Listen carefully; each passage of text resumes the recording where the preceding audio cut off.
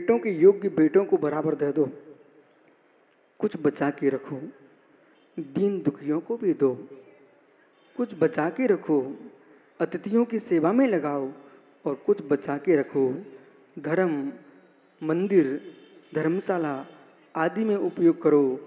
और मित्र मित्र कुछ इतना बचा के रखना कि यदि साधु नहीं बन पाओ, यदि कहीं बच्चों ने भगा दिया, तो शांति से हम जी सकें। कलयुग है कलयुग, कलयुग है कलयुग। स्वयं पर ही विश्वास रखना।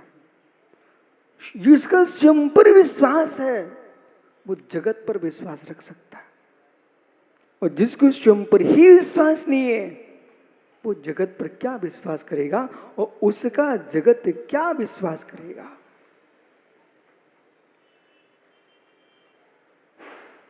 निर्णय कर लेना आज। पर विश्वास रखना ज्ञानी, ये मत सोच बैठना कि महाराज तो कुछ नहीं चाह रहे हैं, मुझे तुम्हारा तिनका नहीं चाहिए, धागा तो अपन लेते नहीं है, तुम्हारा धन कौन लेगा। मैंने तो निर्णय किया है जीवन में, मित्र संसार में सबसे बड़ा कोई सुखिया है, ब्रह्मांड में सबसे कोई सुखी प्राणी है, उसका नाम ज्ञानी, उसका नाम ज्ञानी, परिग्रह शून्य, आकिंचन स्वभावी, ये निर्ग्रंथ योगी हैं, जिनको मित्र अपने भोजन के सीधे की भी जरूरत नहीं है। दिनेश, मित्र किसी को तो कम से कम एक लोटा रखना पड़ता, एक पात्र रखना पड़ता। भैया मांग के खाएंगे किसमें, उतना तो परिग्रह रखना पड़ता है ना। मांग के खाएंगे किसमें, एक थैला लेना पड़ता है, बोले मांग के रखेंगे किसमें। पर धन्य नहीं योगियों को न मांगना, न ज्ञानी मांगना, न रखना, बस अंजलि लगा के चले जाना। मिल गया तो ठीक है, और नहीं मिला तो ठीक है, जो है सो है। सबसे बड़ा दुख संसार में कोई है, संसार में सबसे बड़ा कोई दुख है, उसका नाम है अपमान। टिक्कू भाई आ गए ज्ञानी आचार्य श्री पास से, बेटा सुन, जीवन में संसार में सबसे बड़ा कोई दुख है, विश्व का सबसे बड़ा कोई कष्ट है, उसका नाम है दे दो। जहां दे दो शब्द आता ना, भैया विश्वास मानना, स्वयं की पत्नी स्वयं कमा के लाता है, पन्ना पुत्र बेटा स्वयं कमा के लाता है पिता, और जब उसकी पत्नी भोजन बना के रखती है तो मालूम तुम्हारे पिताजी पन्ना को बेटा पूछना पड़ता है, क्यों, क्या बनाया है। मतलब कितनी धीमी आवाज से पूछ रहा है, थाली लगाओ ना। ओ हो, घोर आश्चर्य। जो इतना कमाए बेचारा, उसको भी घर में, मां सही है ना, देख लो प्रमाण है सामने,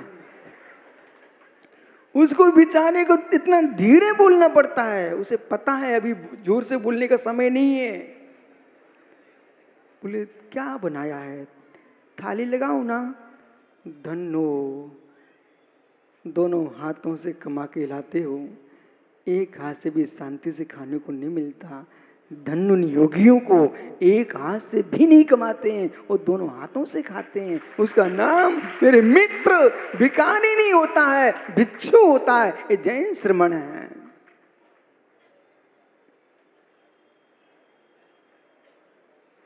मालूम पंडित जी कितने सारे बेचारे लोग, ये डॉक्टर राम क्या स्वरूप है, क्या राम स्वरूप जैसे लोग बेचारे लाइन लगाए खड़े, महाराज 12 दिन हो गए, महाराज 1 महीना हो गया, महाराज 25 दिन हो गए, महाराज देख ही नहीं रहे हैं दुनिया की लीला। तो देखो बेचारा भिखारी द्वारे पर खड़ा है, और उनके द्वारे पर यानी रोटियां खड़ी हैं, तब भी देख नहीं रहे हैं संसार की लीला। तो देखो हो कितना गहन अंतर है। स्वामी स्वामी जिनके पास कुछ नहीं है वे स्वामी, जो लटका घूम रहे हैं वे भिखारी। क्या आश्चर्य है। कम से कम भिखारी के पास मांगने को थैला तो है, इतना द्रव्य तो है, पर इन स्वामी के पास तो थैला तक नहीं है। डॉक्टर मित्र यदि आनंद से जीना चाहता है तो मेरी बात मान ले, तू भी ऐसा बन जा। मित्र जिस दिन तू बन जाएगा उस दिन तुझे बहुत सारा ज्ञान एक्स्ट्रा हो जाएगा, बहुत ज्ञान बढ़ जाएगा।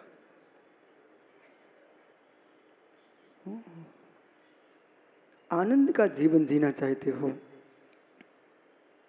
तो इच्छा शून्य होकर जीना। संसार का सबसे बड़ा कोई दुख है तो मित्र अपमान है।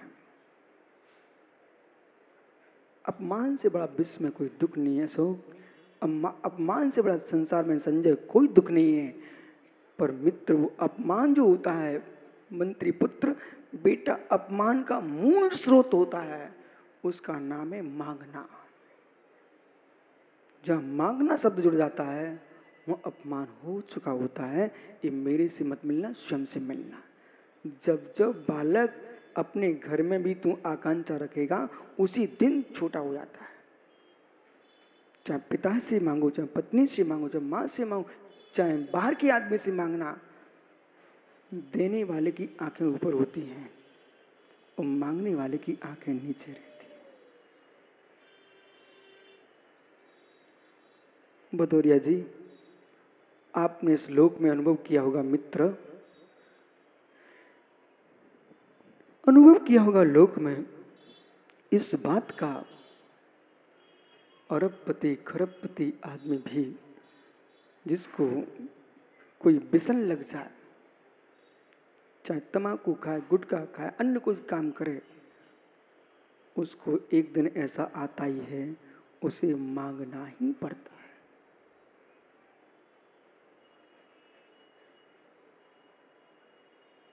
कभी ना कभी थैली खाली रहती है तो कहता लाओ साहब दिखाओ क्या है हाथ में।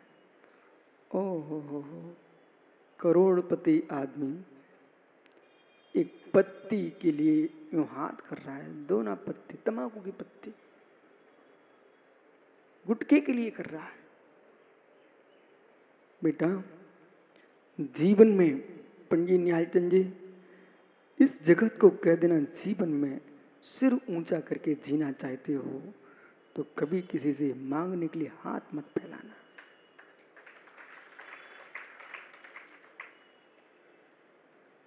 और भीतर की मांग मिट जाए, कहूं पक्का ज्ञानी, भीतर की मांग मिट जाए, भीतर की मांग मिट जाए तो रवसेन किसी की मांग ना भरवाना पड़ती। हे ज्ञानी सुनो पुणे, भीतर की मांग मिट गई होती तो किसी नारी की मांग तुमको नहीं भरवाना पड़ती। तुम्हारे भीतर की मांग ने एक दूसरे की मांग भरी है। मांग न होती, समझो, गहरे में जाके समझो, और तुम सब समझ गए हो, वो ये भी मैं समझ रहा हूं। तुम्हारे भीतर मांग न होती शंकर, तेरे भीतर ज्ञानी मांग न होती तो किसी नारी की मांग तेरे पीछे ना भरी होती। कह रहा भाई तुम सासू की बेटी से मैंने तेरी मांग भरवाई है, पर सत्य है तेरी मांग थी, उसकी गर्ज में तुझे मांग भरना पड़ी है। देखो विचारों के चेहरे देखने लायक हैं आज। समझ गए क्या? वही तो यहां लिख रहे हैं। आज का सूत्र ये है, क्षण मित्य सुखम, क्षण मित्य सुखम। एक क्षण का विषय भोगों का सुख, एक क्षण का पूरे जीवन की चमक को नष्ट कर दिया। जितने ज्ञानी यहां विराजते हैं, जब तक शादी नहीं हुई थी आप सबकी, उसमें माताएं भी हैं, जब तक आप किसी की शादी नहीं हुई थी, इतनी सी बात, भूत में चले जाओ आप, प्राचार्य भूत में जाना है। उस समय मां जो चिंतन ये करें वो चिंतन आपको करना है। मानो कि हमारे पंडित जी प्राचार्य जी हैं, वो निहाल चंद जी प्राचार्य हैं। इन दोनों से मेरा प्रश्न है, दोनों प्राचार्य विद्यालय के। हे मित्र, हे मित्र, जब आप अपने घर में गिल्ली डंडा खेल रहे थे तो कोई बेटी श्रावण के महीने में बाग में झूला झूल रही थी, तब तुम्हारे गिल्ली खेलते खेलते वो तुम्हारी गिल्ली लग गई। उस बेटी को क्या तुम्हारी चिंता थी? झूला झूलते झूलते रस्सी टूट गई, बेटी झूले से गिर गई, उसको लग गई, क्या उस बेटी की तुमको चिंता थी?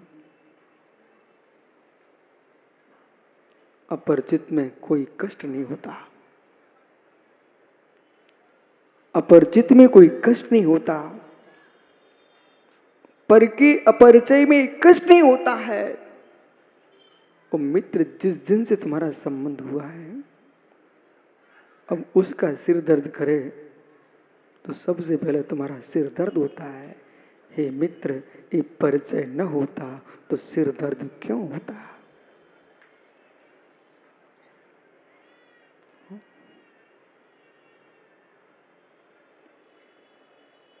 जो चिंताएं भूत में नहीं थी, भी चिंताएं सामने उपस्थित हुई कि नहीं हुई? ईमानदारी से बोलना, ये मुझे पता नहीं है, आपको अच्छे से पता है।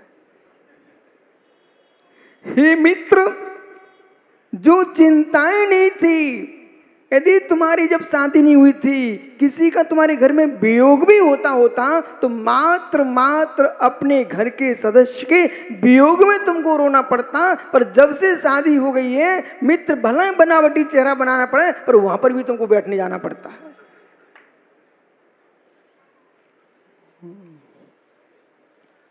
आयु क्रम के निषेकों को, आयु क्रम के निषेकों को, इन यानी आयु क्रम के निषेकों को तुमने कहां कहां नष्ट नहीं किया है?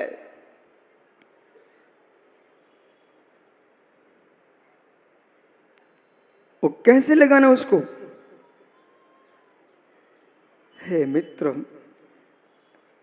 सुरेश भैया बड़े मलहरा, एक का सिक्का निकाल करके आपने कोई द्रव्य खरीदा, उसे मंदिर में तुमने चढ़ा दिया। बस शांत बैठना, समझना क्या बोल रहे हैं। एक सिक्का निकाला, वो उन्होंने मंदिर में गोलक में छोड़ दिया, यानी एक सिक्का निकाला तो किसी साधु को उन्होंने आहार दान में दे दिया, पैसा नहीं, कोई द्रव्य लेकर के आहार दे करा दिए। हे मित्र, एक सिक्का निकाला बेचारे ने, सुलभ शौचालय में लेके गया। कहाँ? नहीं पता आप लोगों को?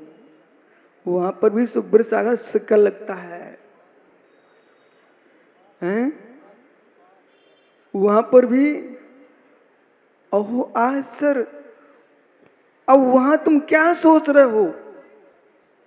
बाप रे, कितनी मेहनत से कमाया, वो कहां देना पड़ गया। ज्ञानी कितनी मेहनत से कमाया, मतलब सुलभ शौचालय में भी सुलभता से नहीं मिलता है, वहां पर भी पैसा देना पड़ता है। ज्ञानी सोच वो कैसा द्रव्य होगा लावन भगत, वो कैसा द्रव्य होगा जो द्रव्य ज्ञानी मंदिर की गोलक में नहीं पहुंचा, वो द्रव्य ज्ञानी मुनि के हाथ में ग्रास बन के नहीं पहुंचा, वो ज्ञानी द्रव्य जो है किसी भिखारी को दया में दे दे तो वहां नहीं गया, वो मेरे मित्र संडास के किराए में गया है। ओहो हो, पैसा कैसा होगा।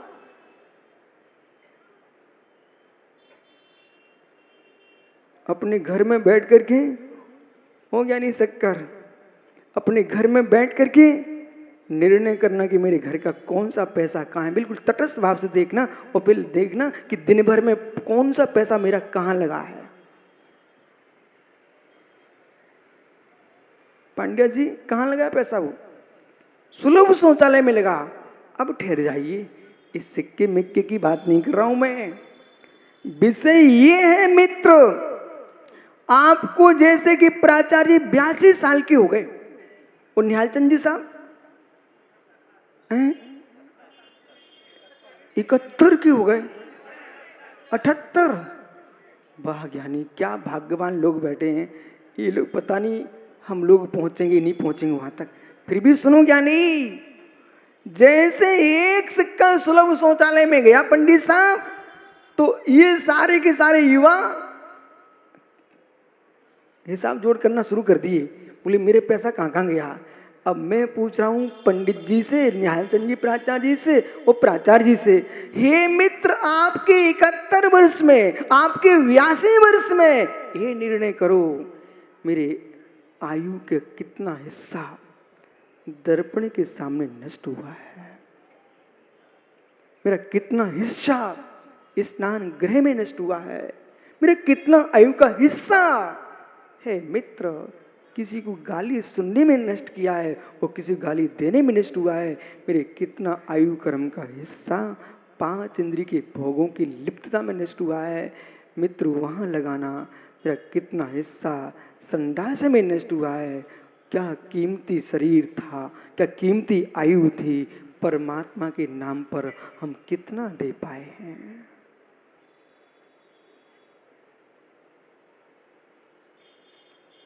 कितना दे पाए। यदि मंदिर आए भी तो वहां पर भी भाव मन में आ गया, अरे पापियों से तुम अच्छे हैं, हम तो मंदिर आ रहे हैं। मालूम चला भी तुमको रहस्य पता ही नहीं था। जब तुमने कहा पापियों से तुम अच्छे हैं, उसमें तुम्हारी आंखों के सामने कौन आया।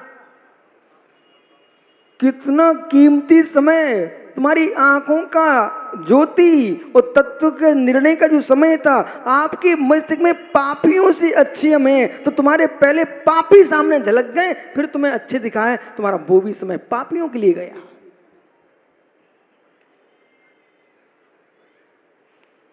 किसके लिए गया। बड़े होशियार बन रहे थे अशोक पंडित जी। बोले मैं चतुर आदमी हूं, कम से कम मैं तो पुण्यात्मा हूं, इन पापी लोग कैसा करते हैं। परंतु आगम क्या बोलता है, हे मित्र, हे मित्र, तुम्हारी आंखें भूल सकती हैं, तुम्हारा चित्त भूल सकता है, एक कैमरे की आंखें बिल्कुल नहीं भूलती। जैसा आज तुमने मैंने यदि ऐसा किया, 1 वर्ष बाद भी, 50 वर्ष बाद भी, आज शांति सागर नहीं है, आदि सागर नहीं है, परंतु मित्र उनके चित्र, उनके वीडियो, उनके फोटो 100 वर्ष के बाद भी आज अपने पास हैं। वे कैसे आहार ले रहे थे कुंथलगिरी में, आज शांति सागर महाराज, उसके भी यानी वीडियो बने रखे हुए हैं, सब दिखाई दे रहे हैं। यानी आज हम नहीं होंगे, आप नहीं होंगे, पर जो तुमने यूं किया ना, ये भी कैमरे के चित्र भविष्य में रखे मिलेंगे। हे मित्र, ये चित्र कैमरे तो नष्ट हो जाएंगे, पर कर्म जो हमने बांध के रखा है वो अगले भाव में भी दिखाई दे जाए।